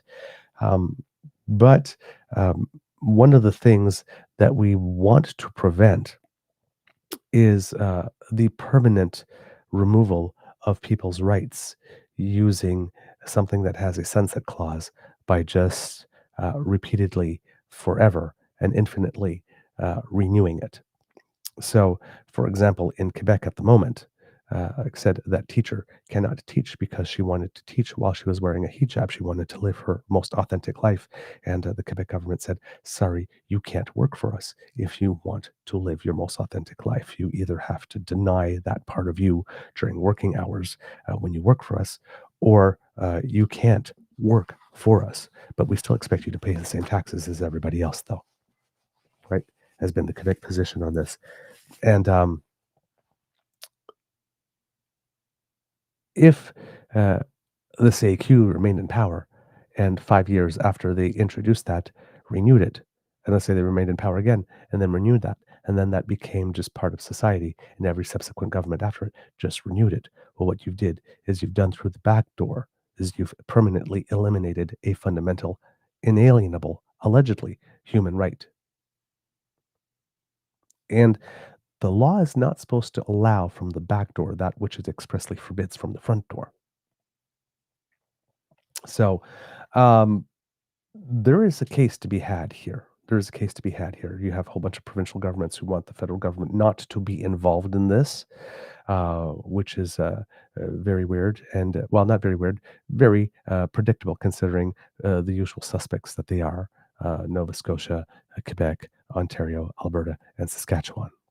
Right, all provinces that have used the notwithstanding laws or have threatened to use the notwithstanding laws to remove fundamental rights, like bargaining rights, for example, in Ontario. Danielle wants to use it for her transgender ban if she has the opportunity or if it comes down to it. Quebec has used it for Bill 21, and in Quebec, it didn't stop at Bill 21, right? There was the attack against the Anglophone universities that happened, and then there was other measures that happened as well. So it doesn't stop, and now they want to do a unilateral constitution. So this issue really matters, and I'm hoping that it will get more play as the time goes on. We will to the two people, Mr. Stephen Brown, the CEO of the National Council of Canadian Muslims, and Fatemeh Anvari, the teacher who had lost her job in 2021. And then we will have Senator Peter Harder. That's the order in which they will speak in this. My name is Stephen Brown. I'm the CEO of the National Council of Canadian Muslims, and I'd like to thank everybody for being here today. I would also like to start by thanking Senator Harder for championing this bill, S218, to help set an important precedent for the integrity of Canadian democracy. Because Canadian democracy is truly something amazing. It defines so much of who we are. Canada is a place where journalists have the right, even the expectation, to hold the feet of our politicians to the fire. It's a place where workers can get together and negotiate better wages. It's a place where anybody can choose to pray to their God however they see fit. We live in a country where the government can't just come into your house or your business whenever they want and confiscate your property. In Canada, the police do not disappear people off the street. We have habeas corpus. In Canada, the government doesn't subject people to cruel and unusual punishment. That's the Canada we know and love. That's the Canada we grew up in, and that is the Canada we were promised. But what if that were to change? What if that's already changing? What if we lived in a country where politicians had the power to pass laws making it illegal for journalists to criticize them, or could unilaterally impose working conditions on their employees? Imagine living in a country where elected officials could pass laws allowing the government to confiscate your property, search your house without a warrant, arrest and detain you without charging you, and apply punishments that our courts have deemed to be cruel. Imagine living in a country where elected officials could even take away your right to pray or to practice your religion simply for their own political gain. For most of us, that Canada would be unrecognizable. But those are exactly the kinds of aberrations that could happen, and in some cases are already happening right now in our country, because some elected officials want to be able to use a notwithstanding clause to take away anybody's rights for any reason without any oversight or having to provide any justification whatsoever. This is not a hypothetical situation. In my home province of Quebec, the government has openly started using the notwithstanding clause to take away the rights of religious minorities when it is politically expedient. It started with Bill 21, then a second bill. Now a third is promised, banning people from even praying outside. Other Canadians in other parts of the country are facing similar challenges to their rights. All because of a new trend of an unfettered, unrestrained use of the notwithstanding clause. This is not what our charter was intended for. The notwithstanding clause was always supposed to be used as a measure of last resort to protect the freedoms of Canadians, not to bypass them. And that is why Senator Harder's bill is so important right now, at this particular point in time. Because this bill brings this discussion from out behind the scenes into the light of day and forces us as Canadians to confront these very real dangers that are currently threatening our freedoms and our democracy. Now is the time for elected officials on all sides to come together to affirm the guardrails protecting Canadian democracy and to ensure the emergency powers of the Charter are not being abused. Canadians expect our Charter to protect our rights, not take them away. That is how it has been. And now we have work to do to make sure that this is how it will continue to be.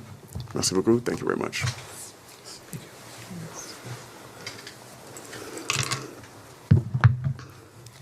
Bonjour. Hello. My name is Fatima Anvari, and in late 2021, I lost my grade 3 teaching job in Chelsea, Quebec, because of Bill 21, a bill that bans people of faith from wearing religious symbols while working in several public service jobs, clearly infringing on our charter rights, but protected by the notwithstanding clause. I always refrain from saying I lost my job because of my hijab. My hijab was in no way interfering with my teaching responsibilities. I lost my job because of a law that decided my chosen identity was incompatible with my professional role as a teacher. Nearly 4 years later, I still think about what message that sent to my students. Because this was never just about me or my rights, it was also about what our young people are learning from this. Bill 21 teaches children that inclusion is conditional, that their rights are negotiable, and that contrary to what we teach them in the classrooms, their identity might one day be treated as a barrier, not as a strength. This also teaches them that our Constitution gives governments, from the perspectives of some until the Supreme Court decides, a loophole to override our fundamental freedoms by invoking the notwithstanding clause. That's why Senate Bill S-218 is so important. Although this bill would put guardrails on just the federal use of the clause, it would set a historic precedent that says governments in Canada should not have the unchecked power to infringe on the rights and freedoms of its people. It's also in line with a new bill proposed by Premier Wab Kinew on litigations for the notwithstanding clause. As long as our elected officials can use the notwithstanding clause with no accountability, there is no limit to how far its misuse can go. Thank you. I want to thank everybody for being here today to support Bill S-218. This is a bill that was introduced this fall in the Senate and is being debated as we speak. The bill seeks to amend the Constitution of Canada in providing a manner and form by which the Parliament of Canada must deal with any notwithstanding clause bill in the Parliament of Canada, and it assures that there is no preemptive use of the notwithstanding clause. It assures that there must be a Supreme Court ruling or a reference on a bill from the Government of Canada. It must ensure that there is a statement by the Minister of Justice tabled in Parliament as to why rights are being abrogated and which ones in particular, and why Section 1 is not available. It ensures that there be a debate and a hearing, not the use of closure to advance the bill in the House of Commons. And most importantly, it requires that there be a supermajority in the House of Commons. This was recommended, by the way, by Premier Lougheed some years ago, and this bill reflects that measure. It is my hope that this bill if passed, can provide a template for which other governments, other jurisdictions in Canada can measure the way in which they are handling the notwithstanding clause. While the federal government has never used the notwithstanding clause over the 40 years, we do now have a leader of the opposition who says he would. And this bill would ensure that Parliament would follow the manner and form of dealing with such a bill that seeks to balance better the constitutional rights of Canadians and the rights of Parliament to advance its legislation. Thank you. Thank you. Merci. Nous n'avons pas de questions pour le moment. We don't have any question at the moment. Is there something you would like to add to your statement? No, I have nothing to add. No. Thank you. This concludes the press conference. Merci. C'est ce qui conclut cette conférence de presse. Thank you. So there you have it, Kits and Cubs Bill S218, very important, seeking to put some limits on the use preemptively of the notwithstanding clause. And this is something that's not sexy in any way, shape, or form. I do not know how much opportunity it has to succeed, because it is something that would be a constitutional amendment, which needs to be approved by 7 provinces with 50% of the population. And right now, 2 of the bigger provinces, Ontario and Quebec, definitely do not want any limits put on the notwithstanding clause. They not only do they not want limits put on the notwithstanding clause, but they want the federal government to withdraw its factum that it presented to the court in its intervention, and actually just stop intervening in the case. They want the federal government to just lie back and force Canadians to take it when provincial premiers decide that their rights are just too inconvenient for them to, or just too hard for them to respect in the matter, in the process of governing. So keep your eye on that. We'll be hearing more about Bill S218 here, but it is a very good initiative that requires support, even though it seems like it would probably have difficulty being enacted, given the composition of our various premierships at the moment. But still good to see people standing up for what is right here on that front. Okay, Kits and Cubs, I think I have one last thing for you. Yes, I do. And this one is from our friend Hugh of the Borg here on it. And I wanted to, in case you hadn't seen it, I wanted to bring it to your attention because this one from Hugh has some very good media awareness, media literacy elements to it, and distinctly makes a very salient point that we should all be keeping in mind here. So here, basically, Kit Hugh gives us a quick crash course in what propaganda actually is and how it is that you deal with it.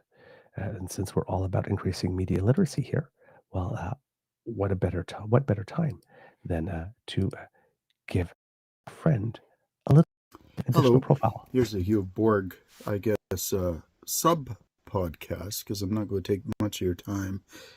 Just had dinner with my father, watching the news. We tend to watch PBS. I think PBS is actually a really interesting station to watch because we've seen the quality of their production decrease greatly over the last year, at least since before the election. We're now seeing a time where the United States is completely entering into a period of chaos. There are people being assassinated who are in ICE custody, being assassinated by Trump supporters, it seems, off of rooftops. Apparently, everybody is engraving rounds with messages that are Antifa. any of you out there who have ever actually loaded ammunition or shot ammunition or have any familiarity with firearm, no, you don't generally do that. I mean, like if you're going to do something like that, you don't want to say, "Hi, I was here." Anyways, so I'm kind of I've got some issues about that. I will talk about that on Monday. For now, all I see, though, is the United States is further entering into a period of chaos.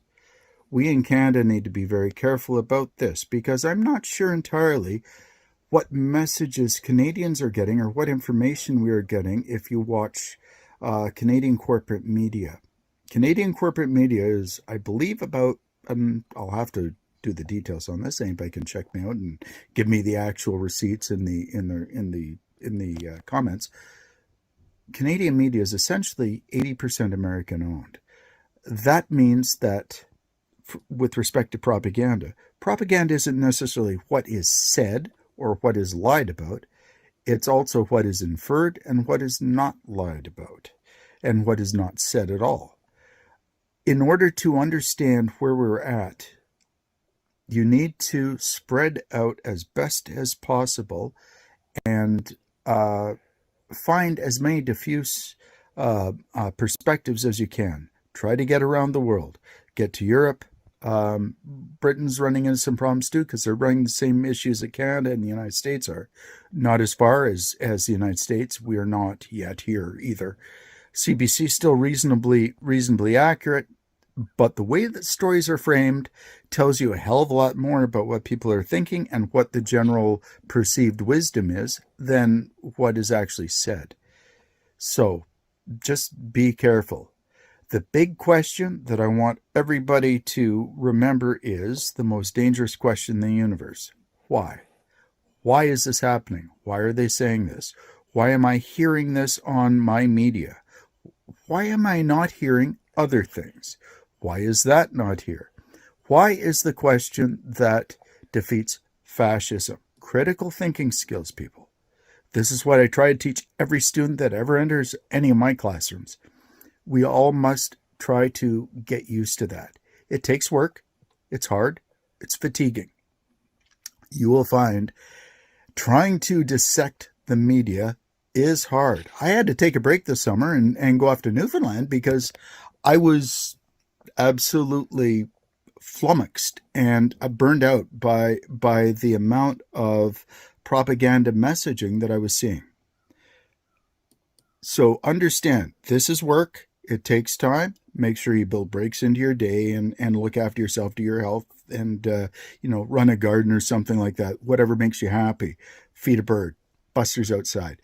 But you make sure that you look after yourself and you make sure that you don't get burned out, because part of the messaging of especially fascistic propaganda, but any extremist propaganda, is repetition of message. It's not that you will actually ever believe it. It's just that they want you to get so tired about defending it or confronting it or denying it, the lies, that you eventually just say, "Oh, fine. All right. You just say what you want to say and I'm just going to do my thing." That's what they want. They want you passive. They want you offside. They want you out of line. They don't want you on the game. They don't want you playing on the field. Don't let them put you on the boards. You get out there, pay attention to what's going on, take time for yourself, make sure you take breaks, stay healthy. This is a marathon. It's not a sprint. And there you have it, kits and cubs.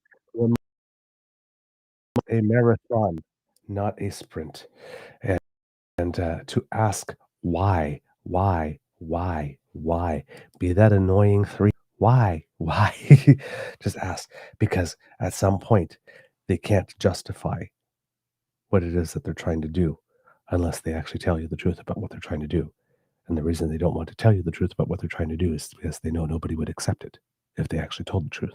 That's why they need to lie and gaslight and prevaricate and blame and accuse and change the subject and create straw man and construct political spectacles and all of that kind of stuff to keep you distracted so that you don't ask, why? Why are we doing this? Why are we going there? Why are we spending money on that? Why are we singling these people out? Why? Okay. Thank you, Kit Hugh, for that lesson and propaganda. Again, they want to wear you down. Like I said, it's okay to leave the race for a little bit. Take a break. Pass the baton on to us. We'll run a leg of the relay. Then come back. Right? You need to manage your emotions. You need to manage your energy. Like I said, the goal is to wear you down and exhaust you. So you do need to take breaks. Just don't abandon the game.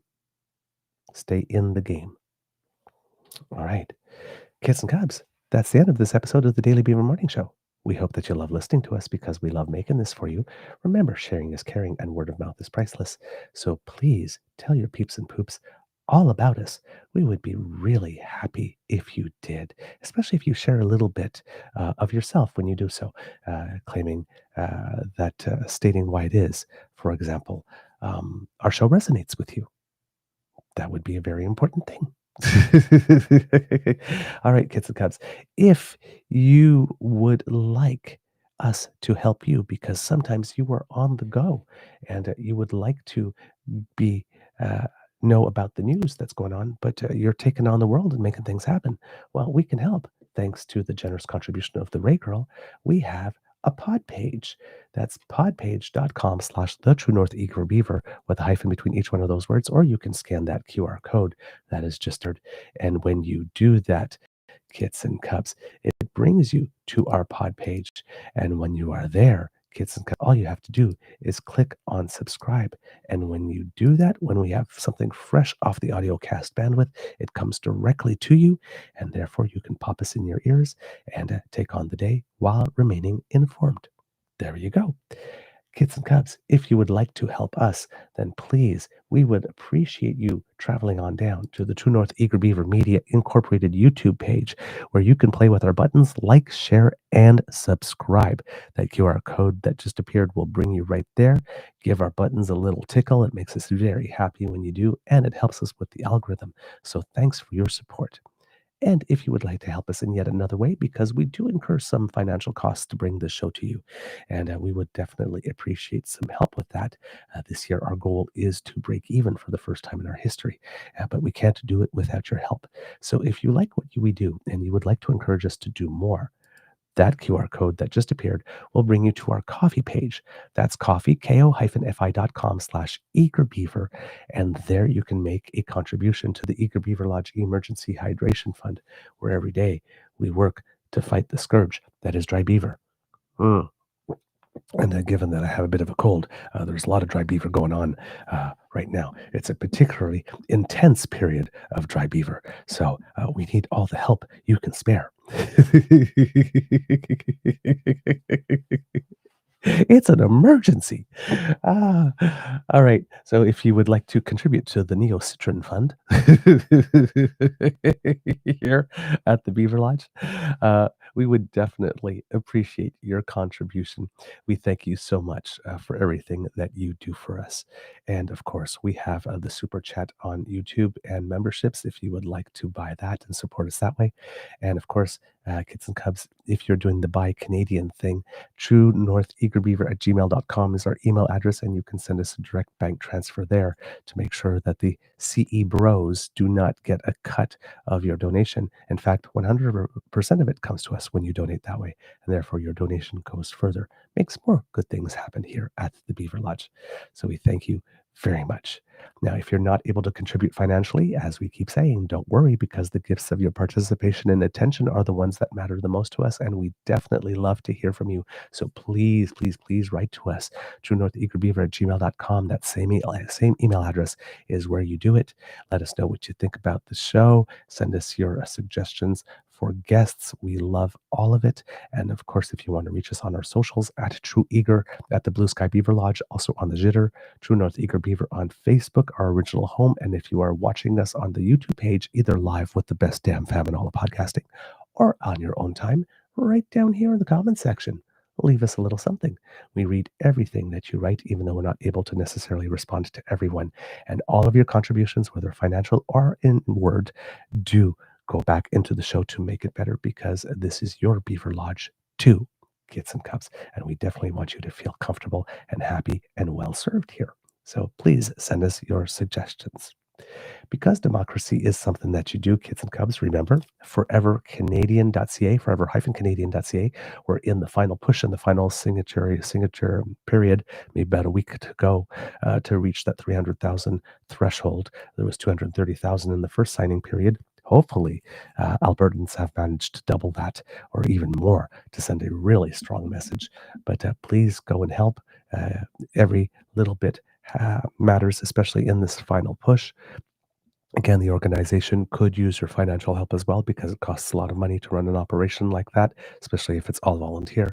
So you can make a contribution there. And of course, most importantly, you can find out where your local pop-up signature stations are, and then you can go there to put your signature there, because it does need to be witnessed. You can't do this online. You actually have to get involved, then put your body in the game there.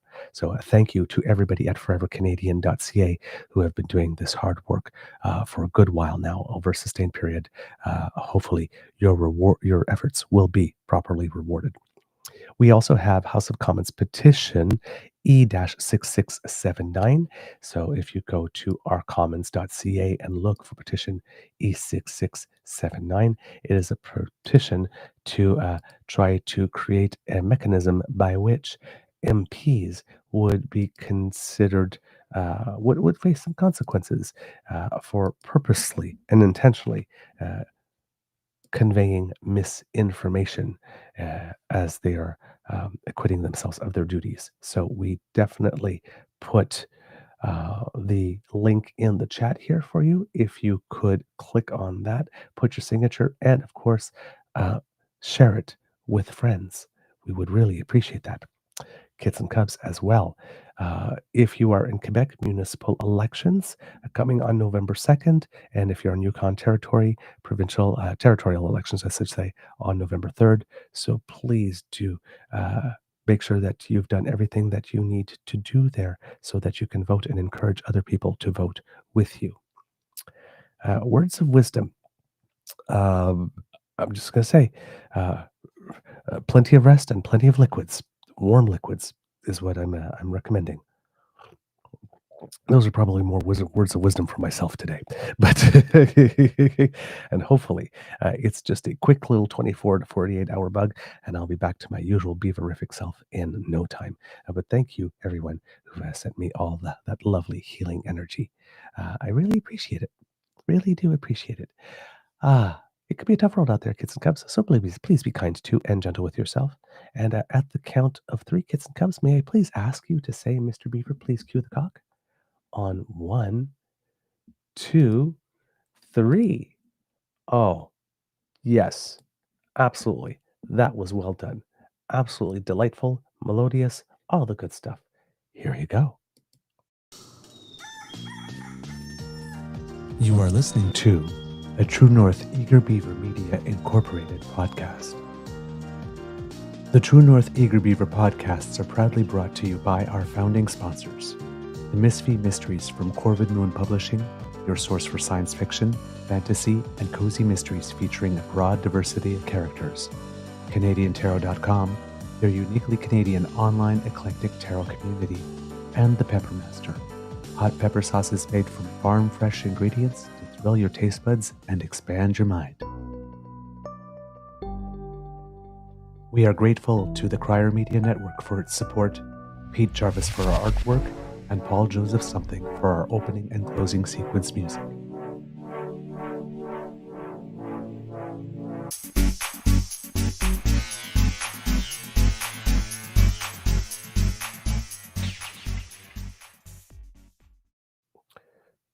There we go, Kits and Cubs.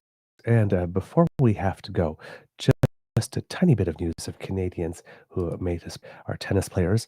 Fix Auger-Aliassime captured the ATP 250 European Open on Sunday, defending Czech player Jiří Lehečka for his 8th title of his career. And he rises to number 12 in the ATP rankings. And Leila Annie Fernandez won her second title of the year in Osaka, Japan at the Kinoshita Group Japan Open for her fifth career title and second of the year.